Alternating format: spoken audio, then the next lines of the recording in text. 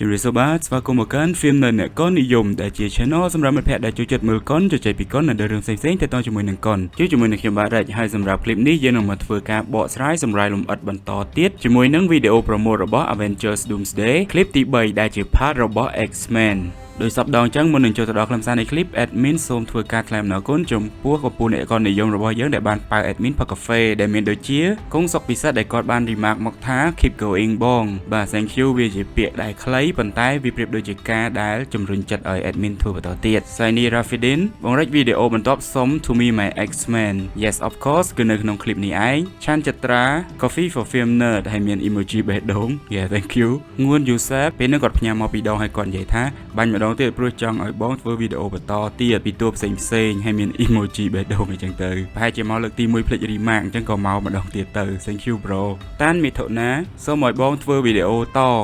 រហូតអូខេ bro ចាំបងធ្វើវីដេអូរហូតសិនឧស្សាហ៍ឈ្មោះនេះដូចប្រហែលដូចមិត្តភ័ក្តិរបស់ admin don't stop more please baby អានេះ admin អានស្មើហើយណាបើខ្ជិលអានធ្វើជាសលេងចេញស្អីផ្សេងឡើយ bro មិនចឹងហៅ admin baby ចឹងយ៉ាត់ពុនវាយ Someone appreciate your work love your content thank you bro រីកំឡុង hopefully film nerd gathering will return in Avengers Doomsday ប្រហែលជា bro ចង់និយាយពី event មើលជុំគ្នាអីដឹង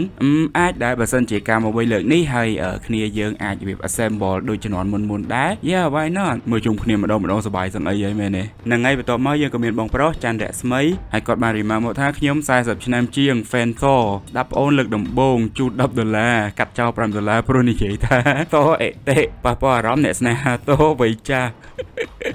គាត់ទៅអានសារនឹងចាប់ខ្ញុំដេកយំឡើងមួយយប់កាត់ចោល$5បាត់អូខេនិយាយលេងទេហើយយើងក៏មានអ្នកកននិយមរបស់យើងមាសម៉ារ៉ាឌីគៀឆកហៀងសូលៀងអូនប៊ុនណាលីហេងដែលពួកគាត់អត់មាន remark អីមកទេតែក៏ thank you ដូចគ្នាហើយតោះមកយើងក៏មានកំពូលអ្នកកននិយមរបស់យើងដែលសុំមិនបញ្ចេញឈ្មោះអញ្ចឹង admin សូមបាត់អានឈ្មោះពេញរបស់គាត់ទេយើងមាន Pro សម្បូរដែលគាត់និយាយថាប៉ៅ coffee bro ចូលចិត្តមើលវីដេអូ bro បើកវងកញ្ចក់កុំដាក់ក្នុងវីដេអូអី bro sorry ដាក់បាត់ហើយប៉ុន្តែអីទេចាំ admin censor ឈ្មោះពេញឲ្យហើយយើងក៏មាន Pro Radi I hope to see your next video I like all your videos and there's no need to show my name sorry អត់ទេចាំ admin censor ឲ្យម្នាក់ទៀតប៉ុន្តែ admin appreciate មែនតើ thank you ហើយ bro ឆាយគាត់និយាយថាបើ admin ទិញឆាខ្វៃតែសុំកុំផុសហ្នឹងហើយលើកនេះបានឆាខ្វៃលើកក្រោយសុំនំប៉ោងមកបានអត់ bro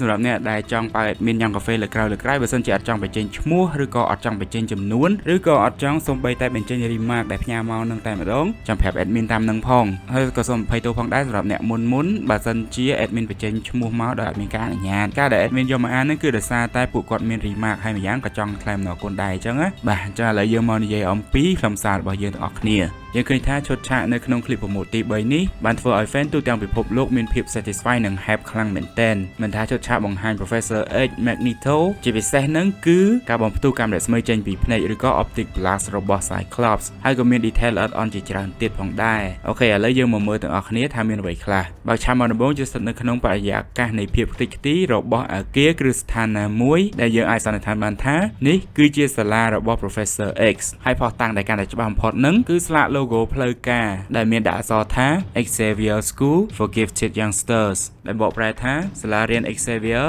សម្រាប់ក្មេងជំនាន់ថ្មីដែលមានថាមពលពិសេស Gifted កន្លែងនេះគឺមិនមែនបកប្រែត្រឹមតែអំណោយទេណាគឺចង់សំដៅលើថាមពលពិសេសដែលបានមកហើយចាត់ទុកប្រៀបដូចជាអំណោយពីព្រះជាម្ចាស់ដែលយើងឃើញថាស្លាកយីហោនឹងត្រូវបានខ្ទេចខ្ទីនៅនឹងរនាបទាំងដែលតាមពិតទៅស្លាកយីហោនឹងវាគួរតែនៅមុខសាលាដែលស្លាកយីហោនេះត្រូវបានបង្ហាញលើកដំបូងនៅក្នុង X-Men កាលពីឆ្នាំ2000ផលិតដោយ 20th Century Fox យ៉ាងកាលហ្នឹងគឺអត់មានការតចក្រវាឡចូលគ្នាទេដោយដែលយើងដឹងស្រាប់ហើយថា Marvel Studios ដែលផលិតភាពយន្តដែលខ្លួនឯងហ្នឹងគឺកើតនៅក្នុងឆ្នាំ2008នេះទេពី Iron Man ដែលគោលការណ៍នៃសាលារៀនហ្នឹងគឺដូចនឹងឈ្មោះហ្នឹងអញ្ចឹងគឺការទទួលយកនៅក្មេងៗចំនួនថ្មីដែលមានថាមពលពិសេសប៉ុន្តែអត់អាចគ្រប់គ្រងដោយខ្លួនឯងបានយកមកអប់រំបណ្ដុះបណ្ដាលហើយត្រូវបានហៅថា Mutants ហើយសម្រាប់ក្មេងៗក៏ដូចជាសិស្សសាលាបកែនឹងត្រូវបានលើកដំកើងមកធ្វើជាសមាជិក X-Men ប៉ុន្តែបរិយាកាសដែលយើងកំពុងតែឃើញនេះដោយដែលនិយាយហើយអញ្ចឹងគឺសាលាត្រូវបានខ្ទេចខ្ទីអស់ហើយសន្និដ្ឋានបានថាជា ជាទីតាំងដែលស្ថិតនៅជាន់លើអាចនឹងជាន់ទី1ទី2អីចឹងទៅខុសពីជំនាន់នៅក្នុងរឿង X-Men ដែលគេភាគច្រើនចូលចិត្តបង្ហាញតែបរិយាកាសនៅជាន់ផ្ទាល់ដីទេអញ្ចឹងវាធ្វើឲ្យកន្លែងខ្លះយើងអត់ recognize ថាអូមើលទៅអត់សូវដូចគ្នាអីចឹងតែតែពិតគឺជាកន្លែងតែមួយគ្រាន់តែមុំដែលគេដាក់មកហ្នឹងគឺខុសគ្នាហើយនៅខាងក្រៅយើងឃើញថាមានភ្លើងហ្វាឆ្វេងឆ្វាច់ទៅមកប្រៀបដូចជាកំពុងតែមានការដើរល្បាតពីខាងក្រៅអញ្ចឹងប្រកាសណាស់វាសបញ្ជាក់ឲ្យឃើញថាឥឡូវនេះសាលារបស់ X-Men កំពុងតែស្ថិតនៅក្នុងការគ្រប់គ្រងដោយហិង្សាពីសំណាក់នរណាគេម្នាក់ហើយបើសិនជាឲ្យសន្និដ្ឋានបែបអត់លាក់លៀមទៅគិតថានឹងគឺជាស្នាដៃរបស់ Doom តែយើងចាំនិយាយតទៀតនៅក្នុងចំណុចក្រោយសម្រាប់ចក្រវាលរបស់ X-Men ដែលយើងកំពុងតែឃើញនេះប្រកាសណាស់ 100% មិនមែនជាចក្រវាលគោលឬក៏616ទេព្រោះថានៅក្នុងចក្រវាលគោលពីដើមមកគឺអត់ទាន់មានការ introduce X-Men ទេថា Earth 616មាន X-Men ដែរឬក៏អត់អាចនឹងមានការបង្ហាញ mutant ខ្លះៗកន្លងមកប៉ុន្តែក៏អត់ដែរប្រាប់ដែរថាមាន X-Men ព្រោះថាបើសិនជាគេប្រាប់ថានឹងគឺជា X-Men ដែលស្ថិតនៅក្នុង Earth 616មែនវានឹងមានសំណួរបន្តបន្ទាប់អញ្ញែតទៀតហើយថាសង្គ្រាមនិងភាពចលាចលកន្លងមកពួក X-Men នៅណាមិនក៏អត់ចេញមកជួយអីចឹងទៅអញ្ចឹងវាមានការបកស្រាយច្រើនអញ្ចឹងគេអាចនឹងកាត់បញ្ហាដោយការប្រាប់ថា X-Men ដែលយើងនឹងបានឃើញនឹងគឺស្ថិតនៅក្នុងចក្រវាលផ្សេងហើយម្យ៉ាងសម្រាប់ Mutant Saga គេនឹងបង្ហាញនៅក្នុងពេលអនាគតបន្ទាប់ពីចប់ Secret Wars ទៅអញ្ចឹងយ៉ាងហោចណាស់ក៏ពី3ឆ្នាំអីទៀតដែរដែលយើងនឹងបានឃើញក្រុម X-Men របស់ MCU ដោយពេញភ្នែកហ្មងអូខេបកមកសំណួររបស់យើងវិញថានឹងគឺជា Earth មួយណាឲ្យប្រកាសបើសិនជាឲ្យបញ្ជាក់លេខកូដនៃ Earth ហ្មងប្រហែលជាពិបាកបន្តិចនៅក្នុងការបញ្ជាក់ប៉ុន្តែដឹងច្បាស់ហ្មងថានឹងក៏មិនមែនជា Earth 1005ទេ Earth 1005នឹងជា Earth អីគឺជា Earth របស់ X-Men ដែលស្ថិតនៅក្នុង version របស់ Fox នឹងឯងប៉ុន្តែគាត់ថា Earth នឹង timeline រៀងញ៉ៃបន្តិច timeline ទី1គឺស្ថិតនៅក្នុងរឿងរ៉ាវរបស់ Case ដំបូងនិយាយចាំទៅគឺ X-Men កាលពីឆ្នាំ2000 X2 ឬក៏ X-Men United X-Men The Last Stand ហើយក៏មាន X-Men Origin Wolverine អញ្ចឹងទៅប៉ុន្តែ timeline ទី2របស់ Earth នឹងគឺនៅពេលដែលមានព្រឹត្តិការណ៍ Days of Future Past Wolverine បានធ្វើការបង្វិលពេលវេលាទៅកាន់អតីតកាលហើយមានការកែប្រែប្រវត្តិសាស្ត្រខ្លះរបស់ X-Men ដល់ពេលអញ្ចឹងទៅវាធ្វើឲ្យ timeline ដើមមានការប្រែប្រួល Jean Grey ដែលគួរតែស្លាប់ទៅហើយបែរជានៅរស់ Scott Summers ឬក៏ Cyclops ដែលគួរតែស្លាប់ទៅហើយតាំងពីដើមរឿងបែរជានៅរស់ដែរ Rogue ហើយនិង Iceman ដែលបានបែកគ្នាទៅហើយក៏បែរជាត្រឡប់មកស្រឡាញ់គ្នាវិញ Kitty Pryde ឬក៏ Shadowcat បានមកក្លាយជាគ្រូបង្រៀននៅក្នុងសាលារៀនរបស់ X-Men អញ្ចឹង timeline ទី2ហ្នឹងគឺរាប់ចេញពីព្រឹត្តិការណ៍ពាក់កណ្ដាលដែលកើតឡើងនៅក្នុង Days of Future Past ដែល Wolverine ត្រឡប់ទៅផ្លាស់ប្ដូរអតីតកាលរហូតមកដល់ Dark Phoenix ហើយហ្នឹងជា timeline ទី2ប៉ុន្តែ case ដែលគេយកមកបង្ហាញលើកនេះគឺ case ដែលស្ថិតនៅក្នុង timeline ទី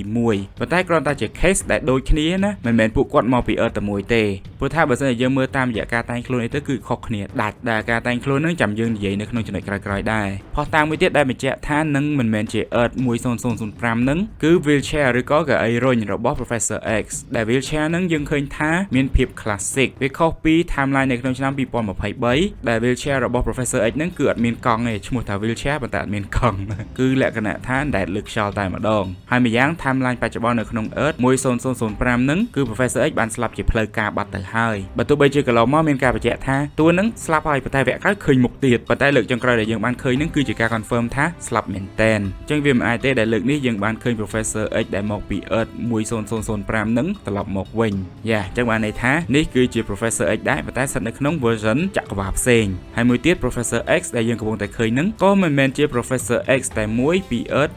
838ដែរបើនិយាយច្រើនទេមើលតែ wheelchair ទៅគឺខុសគ្នាដាច់ហ្មងអញ្ចឹងអាចសន្មតបានថាចក្រវាលរបស់ពួកគាត់គឺជាចក្រវាលផ្សេងមួយទៀតដែលយើងអត់បានឃើញពីមុនមកអូខេឥឡូវយើងមកនិយាយអំពីពាក្យសម្ដី voice over ដែលគេដាក់នៅក្នុងវីដេអូ promote នេះដែលយើងអាចសន្និដ្ឋានបានថាគឺជាសំឡេងរបស់ Magneto ដែលគាត់បាននិយាយថាសេចក្តីស្លាប់នឹងមកដល់សម្រាប់យើងគ្រប់គ្នាវាជារឿងតែមួយគត់ដែលខ្ញុំដឹងច្បាស់សំណួរមិនមែនសួរថាតើអ្នកត្រៀមខ្លួនស្លាប់ហើយឬនៅនោះទេប៉ុន្តែសំណួរនោះគឺថាតើអ្នកនឹងខ្លាចជានរណានៅពេលដែលអ្នកបិទភ្នែកអញ្ចឹងយើងមកបកស្រាយពាក្យសម្ដីរបស់គាត់មួយឃ្លាទាំងអស់គ្នាអូខេសម្រាប់ឃ្លាដំបូងដែលគាត់និយាយថាសេចក្តីស្លាប់នឹងមកដល់សម្រាប់យើងគ្រប់គ្នាវាជារឿងតែមួយគត់ដែលខ្ញុំដឹងច្បាស់នោះពាក្យមួយឃ្លានេះគឺតំណាងឲ្យការទទួលស្គាល់ការពិតនៃសេចក្តីស្លាប់ព្រោះសម្រាប់ Magneto ខ្លួនឯងនៅក្នុងនាមជាមនុស្សម្នាក់maybe mutant ម្នាក់ដែលបានឆ្លងកាត់នៅសង្គ្រាមជាច្រើននិងការបាត់បង់សមាជិកគ្រួសារ Magneto ខ្លួនឯងគឺយល់ច្បាស់ថាបើទោះបីជាពួកគាត់មានថាមពលខ្លាំងក្លាយ៉ាងណាក៏ដោយក៏គ្មាននរណាម្នាក់អាចគេចផុតពីសេចក្តីស្លាប់បានឡើយឃ្លានេះគឺវាបង្ហាញពីភាពចាស់ទុំរឹងមាំក៏ដូចជាភាពអស់សង្ឃឹមបន្តិចបន្តួចរបស់គាត់ចំពោះមហន្តរាយដែលបង្កឡើងបើកវងកញ្ចក់ដោយ Dr. Doom នឹងឯងឃ្លាបន្តមកទៀតដែលនិយាយថាសំណួរនោះមិនមែនសួរថាតើអ្នកត្រៀមខ្លួនស្លាប់ហើយឬនៅនោះទេដែលឃ្លានេះគឺចង់ស្ដែងអំពីការដែលបង្វែរសំណួរពីការភ័យខ្លាចមកជាការផ្ដល់តម្លៃខ្លួនសម្រាប់ Magneto ខ្លួនឯងការដែលត្រៀមខ្លួនស សម្រាប់ស្លាប់នឹងគឺជារឿងធម្មតាសម្រាប់អ្នកចម្បាំងប៉ុន្តែវាមិនមែនជាចំណុចសំខាន់បំផុតនោះឡើយគាត់ចង់ដាស់តឿនសមាជិកអ្នកចម្បាំងគ្រប់គ្នារបស់គាត់យ៉ាងអាចនឹងមានទាំងខាង X-Men ផងហើយនិងខាង Brotherhood របស់គាត់ផងថាការស្លាប់វាមិនសំខាន់ស្មើនឹងរបៀបដែលយើងរស់នៅនោះទេបន្ទាប់មកឃ្លាចុងក្រោយគាត់និយាយថាសំណួរនោះគឺថាតើអ្នកខ្លាចជានរណានៅពេលដែលអ្នកបិទភ្នែកមួយឃ្លានេះគឺស្ដែងអំពីអត្តសញ្ញាណចុងក្រោយរបស់ពួកគាត់ដែល admin ស្ដាប់ទៅគឺឃ្លាហ្នឹងវាមានឥទ្ធិពលបំផុតលក្ខណៈ powerful ហ្មងពាក្យថាការបិទភ្នែកហ្នឹងគឺវាមានន័យសំដៅទៅដល់វិនាទីចុងក្រោយនៃជីវិតដែលមានកត្តាជាច្រើនដូចជាមនសិការថាតើអ្នកស្លាប់ទៅនៅក្នុងនាមជាវីរបុរសដែលបានធ្វើអ្វីមួយដើម្បីអ្នកដទៃឬក៏ចង់ស្លាប់ទៅនៅក្នុងនាមជា loser ដែលគេហៅថាទាហានរត់ចោលជួរកត្តាមួយទៀតតកតងជាមួយនឹងភាពស្មោះត្រង់នឹងខ្លួនឯងកន្លែងនេះគឺចង់សួរថាតើអ្នកការពារនៅអ្វីដែលអ្នកមានភាពជឿជាក់លើដែរឬក៏អត់ហើយកត្តាមួយទៀតសម្រាប់គាត់ផ្ទាល់ហ្មងវាប្រៀបដូចជាការដែលគាត់សួរខ្លួនឯងថាតើគាត់នឹងស្លាប់ទៅនៅក្នុងនាមជាជនផ្ដាច់ការដែលចង់ត្រួតត្រាមនុស្សលោកឬក៏ស្លាប់ទៅក្នុងនាមជាអ្នកការពារពូជសាសន៍ mutant របស់ពួកគាត់ហេតុអីបានជា admin និយាយចឹងឯងព្រោះថាកន្លងមក Magneto គឺតែងតែមានមហិច្ឆតានៅក្នុងការគ្រប់គ្រងមនុស្សព្រោះគាត់យល់ថា mutants ឬក៏មនុស្សបំលែងពូជរបស់ពួកគាត់នឹងគឺមានភាពថ្កុំថ្កើងហើយនឹងថាមពលខ្លាំងជាងមនុស្សទៀតអញ្ចឹងតើហេតុអីបានត្រូវអាណោពួកគេអីចឹងណាវាប្រឆាចពីចេតនារបស់ Professor X ដែលគាត់តែងតែមានគោលបំណងចង់ឲ្យមនុស្សបំលែងពូជហើយនឹងមនុស្សធម្មតារស់នៅជាមួយគ្នាបានសុខនិយាយសួរស្ដាប់ទៅទាំងប្រមាណឃ្លាហ្នឹងដែល Magneto បាននិយាយគឺចង់ឲ្យយើងកុំរារែកចោះចាញ់នឹងសេចក្តីស្លាប់ព្រោះថាអីដែលសំខាន់គឺវីរកម្មហើយនឹង legacy របស់យើងក្រោយពេលដែលយើងស្លាប់ទៅស្ដាប់ទៅដូច serious ដល់ហើយមែនទេប៉ុន្តែចំណុចជាការភាពយន្តដែលល្អគឺតែងតែមានគំនិតអប់រំនឹងឯងអូខេបន្ទាប់មកយើងក៏បានឃើញនៅឈុតឆាក iconic ដែលខ្វះមិនបានរបស់ Professor X ហើយនឹង Magneto old friend របស់គាត់នោះគឺឈុតឆាកក្តារអុកហើយប្រកបណាស់អ្នកដែលលេងនឹងគឺ old friend ទាំងពីរអ្នកនឹងឯងនិយាយទៅតាំងពី X-Men វគ្គ1មកម៉េះឲ្យតែមានឈុតឆាកដែលពួកគាត់មកនិយាយគ្នាគឺតែងតែមានឈុតឆាកអុកជានិច្ចដែលវាស្ដែងចេញពីមិត្តភាពដ៏ជិតស្និទ្ធហើយនឹងភាពជាគូបដិបត្តិរបស់ពួកគាត់តែយើងនឹងស្រាប់ឲ្យថាពួកគាត់សុទ្ធតែជា mutant ដែលមានថាមពលអញ្ចឹងដើម្បីឲ្យ game លេងអុករបស់ពួកគាត់ប្រព្រឹត្តទៅដោយ fair ក្របអុកមួយគឺអាចនឹងធ្វើពីលោហៈដើម្បីពួកគាត់បញ្ជាបានដោយមិនបាច់ប្រើដៃអីចឹងណានេះគេហៅថាលេងអុកបែបអ្នកមានយុទ្ធសាស្ត្រប៉ុន្តែនឹងមិនមែនជាប្រធានបទធំទេអីដែល admin ចង់និយាយនឹងគឺយើងឃើញថាក្របអុកដែលកំពុងតែត្រូវបានលើកឡើងនឹងគឺជាក្របអុកស្ដាច់នៅក្នុងការលេងអុកការដែលយើងលេងក្របស្ដាច់គឺជាការប្រើប្រាស់យុទ្ធសាស្ត្រដើម្បីផ្លាស់ប្ដូរទៅតាមដំណាក់កាលនៃហ្គេមស្ដាច់គឺជាតួអង្គសំខាន់បំផុតបើបាត់បង់ស្ដាច់គឺចាញ់ប៉ុន្តែក្នុងពេលតែមួយវាគឺជាកម្លាំងដ៏ខ្លាំងក្លាបំផុតនៅពេលវគ្គចុងក្រោយអញ្ចឹងឥឡូវ admin សូមបកស្រាយបន្តិចនៅពេលដែលចាប់ផ្ដើមលេងតួនាទីរបស់ស្ដេចគឺប្រៀបបាននឹងសន្តិសុខសុវត្ថិភាពហើយយើងមិនត្រូវយកស្ដេចចេញមកក្រៅឡើយការបញ្ចូលបន្ទាយគឺជាការផ្លាស់ទីពិសេសដើម្បីយកស្ដេចទៅទុកនៅជ្រុងម្ខាងដែលមានកូនអុកជាអ្នកការពារនិងដើម្បីនាំទូកចេញមកប្រយុទ្ធគោលបំណងសំខាន់នោះគឺរក្សាស្ដេចឲ្យមានសុវត្ថិភាពបំផុតដើម្បីទុកឲ្យកូនអុកផ្សេងទៀតផ្ដោតលើការវាយលុកនៅក្នុងអំឡុងពេលប្រយុទ្ធគ្នាដ៏ខ្លាំងក្លាស្ដេចច្រើនតែជាបន្ទុកអញ្ចឹងអីដែលត្រូវធ្វើគឺធានាបានថាស្ដេចមានផ្លូវសម្រាប់គេចខ្លួនជានិច្ចប៉ុន្តែអត្ថន័យនៃការលើកគ្រាប់អុកស្ដេចឡើងមកគឺវាប្រៀបដូចជាការ end game មួយដែលស្ដេចត្រូវបង្ហាញឥទ្ធិពលដ៏ពិតប្រាកដនៅពេលដែលកូនអុកធំដូចជាអាគីឬក៏ទូកត្រូវបានដោះដូរអស់ច្រើនស្ដេចនឹងក្លាយជាកម្លាំងវាយលុកសំខាន់ដែលស្ដេចអាចដើរបានគ្រប់ទិសទីប៉ុន្តែបានតែម្ដងនៅក្នុងមួយកន្លាប៉ុណ្ណោះច្បាប់ដ៏សំខាន់គឺស្ដេចមិនអាចដើរចូលទៅក្នុងកន្លាដែលសត្រូវកំពុងតែគំរាមកំហែងបានឡើយហេតុអីបានជា admin លើកយកចំណុចនោះមកនិយាយអត់ស្ដេចគឺជាអុកដ៏ធំបំផុតហើយអ្នកដែលធំបំផុតនោះគឺអ្នកដឹកនាំនឹងឯងអញ្ចឹងអត្ថន័យកន្លែងនេះគឺចង់បានន័យថាដល់ពេលហើយដែលកូនអុកគ្រាប់សំខាន់គឺស្ដេចនឹងត្រូវចេញមកម្ដងប៉ុន្តែសំណួរគឺថាគ្រាប់អុកស្ដេចរបស់ពួកគាត់ម្នាក់គឺជាអ្នកណាសូមបញ្ជាក់តិចអីដែល admin បានរៀបរាប់ហ្នឹងមិនមែន admin ចេះលេងអុកទេណាទៅសួរពូដែលកំពុងតែលេងអុកផងហើយមកស្រាវជ្រាវតាម Google ផងអីចឹងទៅក៏ចងក្រងទៅអញ្ចឹងសម្រាប់អ្នកលេងអុកបើសិនជា admin និយាយខុសកន្លែងណាអីចាំជួយណែនាំផងសម្រាប់ឈុតឆាកដែល old friend ទាំងពីរនាក់បានចាប់ដៃគ្នាហ្នឹងវាធ្វើឲ្យ admin នឹកឃើញទៅដល់ហេតុការណ៍ Days of Future Past ដែលពួកគាត់ទាំងពីរដាច់ខាតត្រូវតែងាកមករួមដៃគ្នាក្នុងនាមជា mutant ដូចគ្នាប៉ុន្តែចុងក្រោយទៅពួកគាត់ក៏ទទួលស្គាល់ថាពួកគាត់គឺជាភាគីចាញ់ហើយអីដែលពួកគាត់ធ្វើគឺទទួលយកការពិតនៃជោគជតារបស់ពួកគាត់មុននឹងចាប់ដៃគ្នាជាលើកចុងក្រោយក្នុងនាមជាមិត្តសម្លាញ់ឈុតឆាកដែលយើងកំពុងតែឃើញនឹងគឺវាឲ្យអារម្មណ៍នឹងមែនតែនប៉ុន្តែអីដែល admin concern បំផុតនឹងគឺយើងត្រូវមកឃើញ Professor X ស្លាប់ម្ដងទៀតនិយាយទៅតួអង្គសាច់កម្មបំផុតពី comic ដែល admin ធ្លាប់មើលអត់មានណាគេឈ្នះ Professor X ទេឲ្យតែឃើញមុខស្លាប់រហូតយើងចាប់អារម្មណ៍ឃើញនៅលើអាវរបស់ Professor X មានស្លាកសញ្ញាអក្សរ X ដែលវាតំណាងឲ្យក្រុម X-Men របស់គាត់នឹងឯងប៉ុន្តែបញ្ហានោះគឺកន្លងមកនៅក្នុង live action យើងអត់ដែលបានឃើញគាត់ពាក់អាវដែលមានអក្សរ X ច្បាស់ចឹងទេអញ្ចឹងប្រកាសណាស់លើកនេះដែលយើងបាន បានឃើញស្លាកសញ្ញាអក្សរ X លើអាវរបស់គាត់នឹងវាមិនគ្រាន់តែជាការតបតែប៉ុណ្ណោះទេប៉ុន្តែវាជាការបញ្ជាក់អំពីអត្តសញ្ញាណនិងមនោគមវិជ្ជាដែលមានឥទ្ធិពលបំផុតក្នុងពិភពរបស់គាត់ដោយស្លាកសញ្ញាអក្សរ X គឺតំណាងឲ្យ X gene ឬក៏ Gen X ដែលវាជាប្រភពថាមពលរបស់ mutants សម្រាប់ Professor X លើកនេះការដែលមានឃើញស្លាកសញ្ញាអក្សរ X នៅលើអាវរបស់គាត់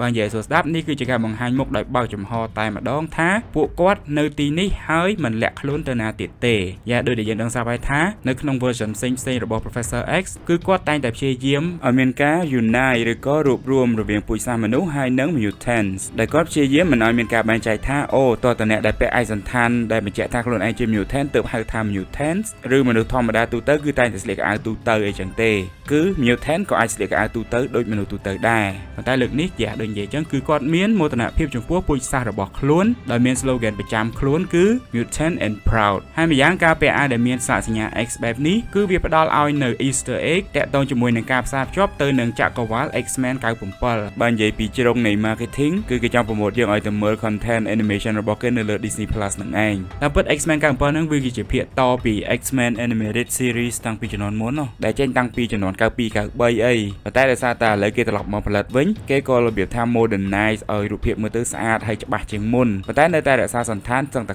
90% ដូចក្នុងជំនាន់ហ្នឹងហើយ admin ខ្លួនឯងក៏សារភាពថា admin អត់ដែលមើល X-Men ជំនាន់មុនដែរ animated series ដែល admin មើលហ្មងគឺ X-Men Evolution នៅលើ Cartoon Network យ៉ាងណាមិញ admin សង្កេតឃើញថាការដែល Marvel Studio សម្រេចចិត្តនៅក្នុងការដាក់អក្សរ X ហ្នឹងឲ្យឃើញច្បាស់បែបហ្នឹងទីមួយគឺតាក់ទងជាមួយនឹង marketing ដើម្បីឲ្យ fan ថ្មីដែលទើបតែមកទស្សនាហើយអត់ដែលបានដឹងពីប្រវត្តិរបស់តួអង្គនឹងពីមុនមកអីចឹងអត់ដែលបានតាមដានរឿងឲ្យគាត់កលេចឆាច់គឺដឹងថានឹងគឺជាមេក្រុមមេដឹកនាំរបស់ X-Men អីចឹងទៅកុំឲ្យច្រឡំជាមួយនឹងតួអង្គផ្សេងនៃក្រុមដទៃទៀតហើយនឹងគឺជាការដែលវាថាតាក់ទាញបែប comic accurate អីចឹងណាធ្វើឲ្យតួអង្គនឹងមើលទៅដូចជាចេញពីសៀវភៅ comic ចឹងដែលនឹងគឺជាអ្វីដែល fan របស់ MCU ហ្មងណាតែងតែចង់បានកន្លងមកអូខេឥឡូវយើងមកនិយាយអំពី old friend របស់គាត់វិញម្ដងគឺ Magneto ឬក៏ Eric Lancer ខុសពី Professor X ដែលមានភាពជឿជាក់ក្នុងការរស់នៅដោយសន្តិភាពជាមួយនឹងមនុស្សប៉ុន្តែ Magneto ផ្ទាល់ជឿថា mutants គឺមានការវិវត្តខ្លាំងជាងមនុស្សធម្មតា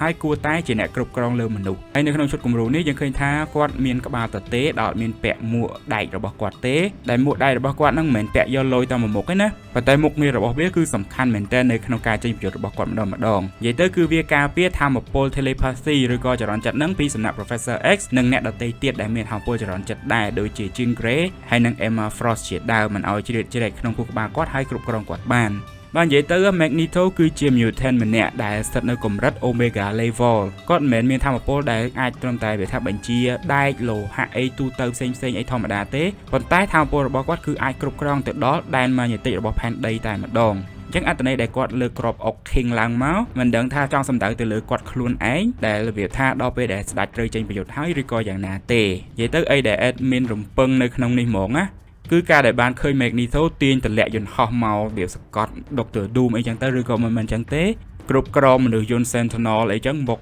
វាប្រឆាំងមួយ Dr. Doom វិញអីចឹងទៅហើយតមកយើងក៏ឈានមកដល់ឈុតឆាក climax បំផុតនោះគឺឈុតឆាកដែល Cyclops ទាញវ៉ែនតារបស់គាត់ចេញមកហើយបំផ្ទុះនៅថាមពលកាំរស្មី Optic Blast ចេញពីភ្នែករបស់គាត់បញ្ជាក់បំផ្ទុះមិនមែនត្រឹមតែបាញ់ទេណាគឺបំផ្ទុះតែម្ដងប៉ុន្តែមុននឹងចូលទៅដល់ការនិយាយអំពីមូលហេតុថាហេតុអីបានជាគាត់ត្រូវបំផ្ទុះថាមពលចេញពីភ្នែកបែបហ្នឹងយើងមកដឹងពីដំណើរដើមតងតាក់ទងជាមួយនឹងថាមពលរបស់គាត់សិនបាននិយាយទៅ Scott Summers ឬក៏ Cyclops គឺជាតួអង្គដ៏សំខាន់បំផុតមួយរូបនៅក្នុងចំណោមសមាជិករបស់ X-Men ប្រវត្តិនៃថាមពលរបស់គាត់វាមានភាពស្មុគស្មាញហើយនឹងគួរឲ្យចាប់អារម្មណ៍ខ្លាំងកាលពីនៅក្មេងថាមពលបំលែងពូជឬក៏ mutants របស់ Scott គឺវាបានស្ដែងឡើងចេញមកនៅពេលដែលគាត់មានវ័យជំទង់ចំណុចកលាត់ចាក់ហ្មងគឺកើតឡើងនៅពេលដែលគាត់ហើយនឹងគ្រួសារបានធ្វើការជាយន្តហោះហើយមានការវាយប្រហារពីសំណាក់សត្រូវរបស់ឪពុកគាត់ធ្វើឲ្យ Scott ហើយនិង Alex ដែលជាប្អូនប្រុសត្រូវហក់ចេញពីយន្តហោះដោយប្រើឆ័ត្រយងដែលនៅសល់តែមួយគត់ដោយដឹងហើយថាពួកគាត់នៅក្មេងនៅឡើយចឹងគាត់អាចគ្រប់គ្រងឆ័ត្រយងបានទេវាធ្វើឲ្យពួកគាត់ត្រូវលក្ខណៈថា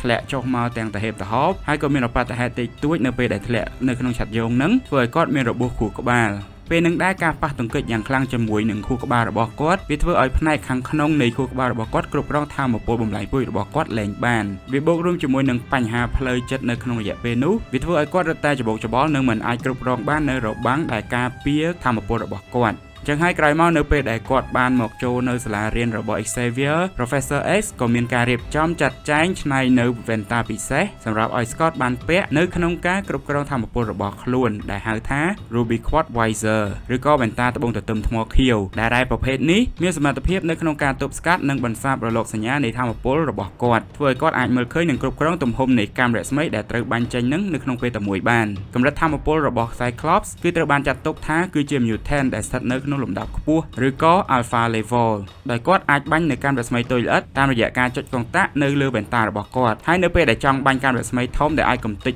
សូម្បីតែយន្តហោះចម្បាំងទាំងមូលហ្នឹងក៏អាចបានដែរក្នុងរាងកាយរបស់គាត់គឺមានអាំងស៊ីនពិសេសដែលអាចការពារខ្លួនរបស់គាត់ពីថាមពលរបស់គាត់ដែលស្ថិតនៅក្នុងរាងកាយមានន័យថាថាមពលនឹងវាអាចធ្វើឲ្យគាត់ឈឺភ្នែកឬក៏កំទេចអវយវៈរបស់គាត់បានទេជាពិសេសគឺក្បាលនឹងឯងនៅក្នុង live action កន្លងមកយើងឃើញថាតួអង្គ Scott Summers គឺមិនសូវមានភាពលេចធ្លោប្រហែលទេនៅក្នុងភាពយន្តរបស់ X-Men ដោយគេធ្វើការផ្ដោតសំខាន់ទៅលើតួអង្គ Wolverine ជាធំវិញទាំងដែលតាមការពិតទៅនៅក្នុង comic តួអង្គ Cyclops គឺជាតួអង្គដ៏លេចធ្លោបំផុតសង្កត់ថានៅក្នុងខ្សែរឿងរបស់ X-Men គាត់មានភាពលេចធ្លោជាង Wolverine ទៀតតាមពិតទៅបើសិនជានិយាយបកទៅឆ្នាំ2000ជាងអីហ្នឹងណាយ៉ាដែលជាជំនាន់ដែលគេកំពុងតែ boom X-Men អញ្ចឹង live action ហើយនិង animation ណាគឺ admin បានមើល animation មុនដោយសារតែការជំនាន់មុនដឹងស្រាប់ហើយថាយើងអត់ទលំទលាយអ៊ីនធឺណិតអីទេហើយនៅស្រុកយើងក៏អត់មាន distributor នៅក្នុងការនាំចូលនៅភាពយន្តស្រុកក្រៅយកមកចាក់ប្រចាំងអីដែរវាខុសពី animation ដែលយើងអាចមើលបានតាមទូរទស្សន៍គឺជំនាន់ហ្នឹងយើងមើលតាម Cartoon Network អីចឹងអញ្ចឹងអាចនិយាយបានថា admin ស្គាល់ X-Men តាមរយៈ Cartoon Network មុននិង live action ទៀតដោយកាលហ្នឹងបើនិយាយត្រង់ហ្មង Wolverine ណាគឺអត់មាននៅក្នុងផ្នែក admin សោះហ្មងព្រោះសាច់រឿងគឺគេផ្ដោតសំខាន់ទៅ Scott Summers ហើយនិង Jean Grey ច្រើនអញ្ចឹងដល់ពេលចេញ live action មកគេឲ្យ Scott Summers ឬក៏ Cyclops ហ្នឹងជាតួអង្គវាថាគ្រាន់តែជាតួរងវាធ្វើឲ្យ admin មានអារម្មណ៍ថាដូចអត់សូវ relate ប្រហែលដូចរៀងឆ្ងល់យើងមើលទៅតែក៏មើលទៅតែតាមពិតទៅបើសិនជានិយាយជ្រៅដល់ comic ទៀត Scott Summers គឺជាតួអង្គដែលគេហៅថាជាអ្នកដឹកនាំ X-Men ហ្មងបន្ទាប់ពី Professor X ការដែលបង្ហាញតួអង្គ Professor X ហើយនិង Magneto រួចក៏បង្ហាញតួអង្គ Cyclops នេះមកគឺវាស្មើនឹងបង្ហាញតួអង្គសេរីមេរបស់ X-Men នឹងឯងអញ្ចឹងយើងអាចមើលបកអីទៅឈុតឆាកដែលពួកគាត់លេងអុកហើយលើកយកគ្រាប់ស្ដាច់ឡើងមកគ្រាប់ស្ដាច់ហ្នឹងជួនកាលអាចនឹងសំដៅមករក Cyclops ក៏ថាបានយ៉ាដូចនិយាយចឹងដោយសារតែគាត់គឺជាតួអង្គសេរីមេ X-Men អីដែរអញ្ចឹងយើងមកមើលពីមូលហេតុថាហេតុអីបានជានៅក្នុងឈុតឆាកនេះ Cyclops ត្រូវបំផ្ទុះថាមពល Optic Blast របស់ខ្លួននៅក្នុងប្រវត្តិសាស្ត្ររបស់ X-Men រឿងដែលអាចធ្វើឲ្យ Cyclops ឬក៏ Scott Summers បាត់បង់ម្ចាស់ការខ្លាំងបំផុតគឺនៅពេលដែលគាត់ត្រូវមើលឃើញសមាជិកក្រុមរបស់គាត់ជាពិសេសគឺ Jean Grey ត្រូវធ្លាក់នៅក្នុងគ្រោះថ្នាក់ឬក៏ដល់ថ្នាក់ស្លាប់បើសិនជាមានសមាជិកណាម្នាក់ឬក៏មនុស្សដែលគាត់ស្រឡាញ់នឹងត្រូវស្លាប់នៅចំពោះមុខ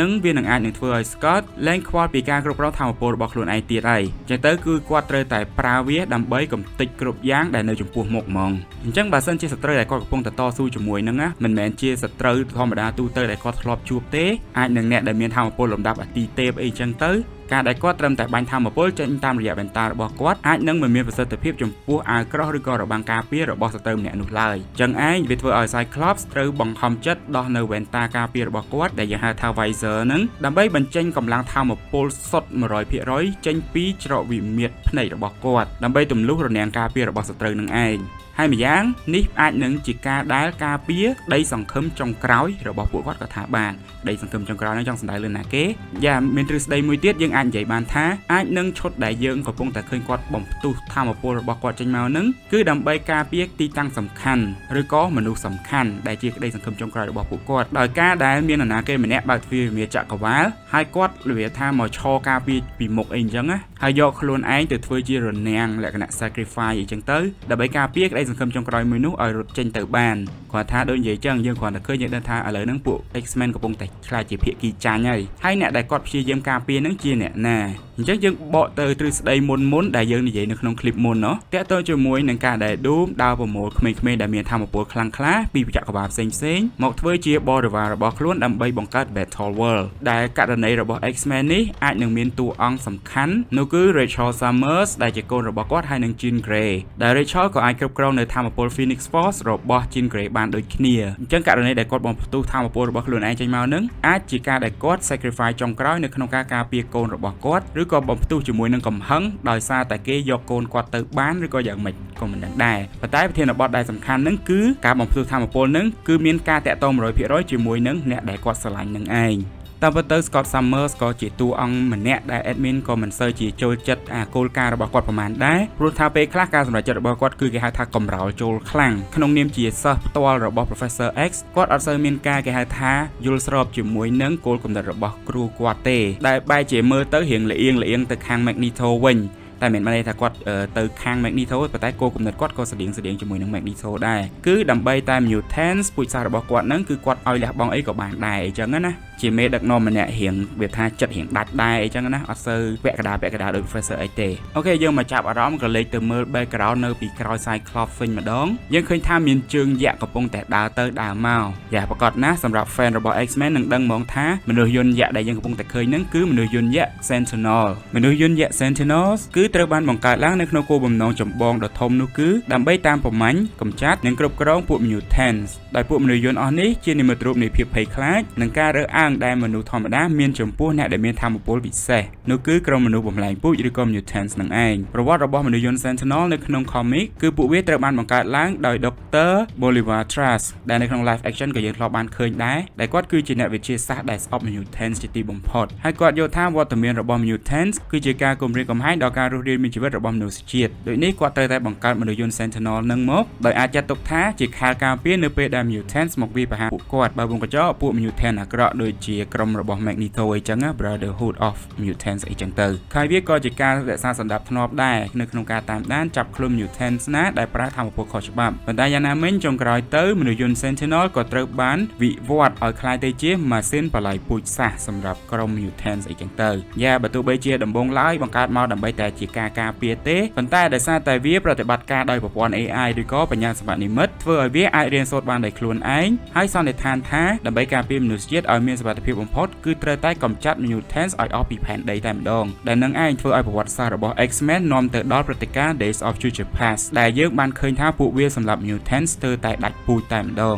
យ៉ាហើយព្រឹត្តិការណ៍ Days of Future Past នឹងក៏បានយកមកផលិតជា animation ដែរនៅក្នុង X-Men Animated Series ក៏ដូចជា live action នៅក្នុងឆ្នាំ2014គឺ X-Men Days of Future Past ដែលជាភាពយន្ត super favorite របស់ admin តែម្ដងយ៉ាឥឡូវយើងនិយាយពីសមត្ថភាពរបស់ Sentinels ដែលភាពគួរឲ្យខ្លាចរបស់ពួកវានឹងគឺទី1ការ search ស្វែងរកដោយពួកវាមាន radar នៅក្នុងការចាប់យក X gene ឬក៏ Zen X ពីចម្ងាយបានបើទោះបីជា Mutants នឹងលាក់ខ្លួនក៏ដោយទី2គឺពួកវាអាចបត់បែនឬក៏ adapt ទៅតាមស្ថានភាពបានដោយ Sentinel ដែលយើងធ្លាប់បានឃើញកន្លងមកនៅក្នុងព្រឹត្តិការណ៍ Days of Future Past ពួកវាត្រូវបានយក DNA របស់ Mystic យកមកផលិតអញ្ចឹងទៅវាអាចធ្វើឲ្យពួកវា adapt និងអាចបដូររូបរាងឬក៏ចម្លងថាមពលរបស់សត្រូវមកវិញបានន័យថាបើសិនជាវាប្រយុទ្ធជាមួយនឹងអ្នកដែលមានថាមពលភ្លើងវានឹងប្រែជាទឹកកកហើយបើសិនជាអ្នកនឹងមានថាមពលដែកវានឹងក្លាយជាដែកថែបទៀតអញ្ចឹងទៅវាធ្វើឲ្យ Sentinel គឺជាមនុស្សយន្តបលាយពូជសាសន៍ដែលគួរឲ្យខ្លាចបំផុតរបស់ក្រុម Mutants នៅក្នុងព្រឹត្តិការណ៍ Doomsday នេះបើទោះបីជាយើងមើលឃើញថាសន្តានជើងរបស់ Sentinel មើលទៅស្តៀងជាមួយនឹង Sentinel នៅក្នុង comic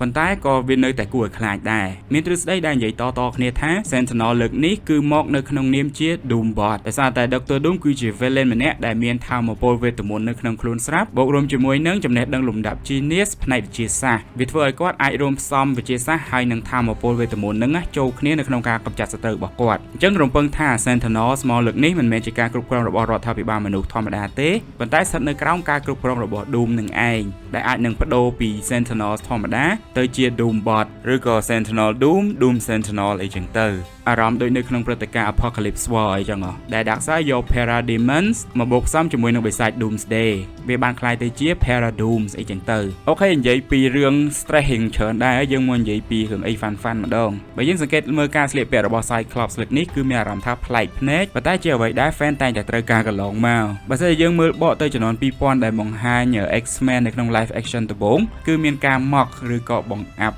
ទៅខ្លួនឯងអីចឹងណាតាក់ទងជាមួយនឹងការស្លៀកពាក់អីចឹងទៅព្រោះជំនាន់ហ្នឹងគេចង់ឲ្យវាថាការស្លៀកពាក់កុំមើលទៅដូចតុក្កតាអីពេកឲ្យមានភាព futuristic អីចឹងណាវាគាត់ជូនពេលហ្នឹង Matrix ដែលចេញមុននឹងមួយឆ្នាំកំពុងតែ boom ខ្លាំងដែល hero របស់គេគឺស្លៀកឯកសណ្ឋានខ្មៅអាវស្បែកអីចឹងទៅវាបានធ្វើឲ្យ trend ជំនាន់ហ្នឹង super hero បើស្លៀកកៅអៅខ្មៅគឺវាមើលទៅ powerful ហើយក៏មានការ mock មកកាន់ចក្រវាឡខ្លួនឯងដែរដោយមានឆាកមួយគឺ Wolverine និយាយថាអ្នកទាំងអស់គ្នាស្លៀកកៅអៅបែបហ្នឹងឲ្យចេញទៅក្រៅហើយ Scott ក៏ងាកមកនិយាយថាហើយមិនរំពឹងថាស្លៀកកៅអៅចេញពីកណាត់យឺតពណ៌លឿងអីមែន What would you prefer? Yellow spandex ដែលនឹងគឺជាការ mocking ចក្រវាឡខ្លួនឯងពីការស្លៀកពាក់នៅក្នុង comics ក៏ដូចជា animated series របស់ខ្លួនឯងដែលតួអង្គរបស់ក្រុម X-Men ហ្នឹងគឺសុទ្ធតែស្លៀកខោអាវវាថាពណ៌ colorful ចេញពី comic ហ្មងប៉ុន្តែយ៉ាងណាមិញវាគឺជាភាព iconic មួយរបស់ក្រុម X-Men អញ្ចឹងទៅនៅពេលដែលចេញ live action ស្លៀកខោអាវប្លែកភ្នែកចេញពីអ្វីដែលពួកគាត់ធ្លាប់ឃើញវាធ្វើឲ្យ fan មិនសូវជាសប្បាយចិត្តប្រមាណនៅក្នុងការស្លៀកពាក់តែសាច់រឿងគឺនៅតែអែមដដែលទេ fan នៅតែចូលចិត្តតែគាត់ថាការស្លៀកពាក់វារៀងប្លែកភ្នែកសម្រាប់ fan ជំនាន់ហ្នឹងនិយាយពីការចំអន់ឬក៏ mocking រហូតមកដល់ X-Men 97ដែលចេញកាលពីឆ្នាំ2024នេះដោយតួអង្គ Scott Summers ដដែលដែលពេលហ្នឹងគាត់បោះខោអាវវាថាឯកសណ្ឋាន X-Men ឲ្យ Cable ស្លៀកអីចឹងហើយ Cable ក៏និយាយថាខោអាវមើលទៅដូចអ្នកលេងសៀកហើយ Scott ក៏និយាយថាហើយមិនរំពឹងថាស្លៀកខោអាវស្បែករឹបពណ៌ខ្មៅមែន What'd you expect? Black leather? ដែលនឹងគឺជាការ mocking ត្រឡប់ទៅវិញជាមួយនឹងតួអង្គរបស់គាត់ខ្លួនឯងដែលបាននិយាយនៅក្នុង live action ជំនាន់មុនយ៉ាងណាមិញការដែល Cyclops បង្ហាញខ្លួននៅក្នុងឈុតឯកសណ្ឋានបែប comic accurate ហ្នឹងវាប្រៀបដូចជាការបញ្ចប់ចំនួនរឿងសម្លៀកបំពាក់ឯកសណ្ឋានហ្នឹងដែលអស់បន្លាយមកចង់ជាង2ទសវត្សរ៍អីដែរហើយវាបង្ហាញថាលើកនេះ Marvel Studio គឺហ៊ានធ្វើអ្វីដែល Fox ការជំនាន់មុនអត់ហ៊ានធ្វើហើយម្យ៉ាងវាប្រៀបដូចជាការផ្ដល់ justice សម្រាប់ Cyclops ដែលកាលពីមុនហ្នឹងដូចដែល admin បាននិយាយអញ្ចឹងគឺគេធ្វើឲ្យគាត់មើលទៅដូចជាតួបន្ទាប់អាសន្នតែឥឡូវនេះគឺគាត់មកវិញនៅក្នុងនាមជាអ្នកមេដឹកនាំតែម្ដងអូខេគិតថាមានតែប៉ុណ្្នឹងទេជាមួយនឹងការបកស្រាយសម្រាប់លម្អិតវីដេអូ promote ទី3របស់ Avengers Doomsday មុននឹងទៅដល់គេហៅថាឈុតគំរូផ្លូវការដែលនឹងចេញមកក្នុងពេលឆាប់ៗនេះអញ្ចឹងបើសិនជាមានចំណុចណាដែល admin រំលងអត់បានលើកយកមកនិយាយសូម comment នៅខាងក្រោម clip ហើយដូចសពដងអញ្ចឹងបើសិនជាចូលចិត្ត content បែបនេះកុំភ្លេចហត់ធាក់ប៊ូតុង like ម្នាក់មួយទៅហើយសម្រាប់អ្នកដែលមកថ្មីដែលទើបតែបានមើលវីដេអូរបស់ admin កុំភ្លេចហត់ធាក់ប៊ូតុង subscribe ម្នាក់មួយដែរហើយក៏អាចបង្ហាញក្តីស្រឡាញ់គាំទ្រក៏ដូចជាលើកទឹកចិត្តតាមរយៈការប៉ៅ admin ផឹកកាហ្វេយ៉ាញ៉ាំនំប៉័ងឬក៏ញ៉ាំឆាខ្វៃអីចឹងទៅហើយសូមជជែកវែកញែកដោយប្រើតែពាក្យសមរម្យតាក់ទងជាមួយនឹងភាពយន្តទៅហើយសម្រាប់ clip បន្ទាប់ដែលជា clip ចុងក្រោយហ្នឹងគឺតាក់ទងជាមួយនឹង Wakanda និង Fantastic Four និងមកបណ្ដាដែរអញ្ចឹងកុំភ្លេចរងចាំទស្សនាទាំងអស់គ្នាសម្រាប់ពេលនេះខ្ញុំបាទរ៉េក៏ដូចជា Film Nerd អ្នកក៏និយមសូមអរគុណសូមជម្រាបលា May the power protect you bye